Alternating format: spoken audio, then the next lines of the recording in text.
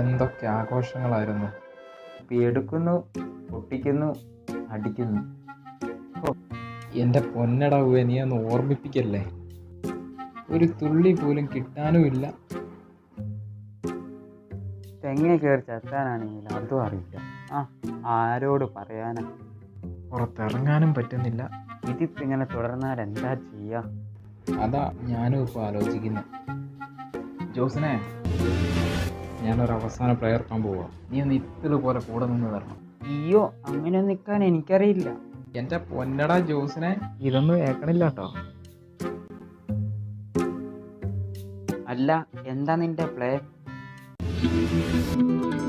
എൻ്റെ പൊന്ന് ഗീവർഗീസ് പുണ്യാളാ, എല്ലാം വീണ്ടും പഴയതുപോലെ ആക്കി തന്നാൽ നിന്റെ മുൻപിൽ വന്ന് 100 മെഴുകുതിരി ഞങ്ങൾ കത്തിക്കും.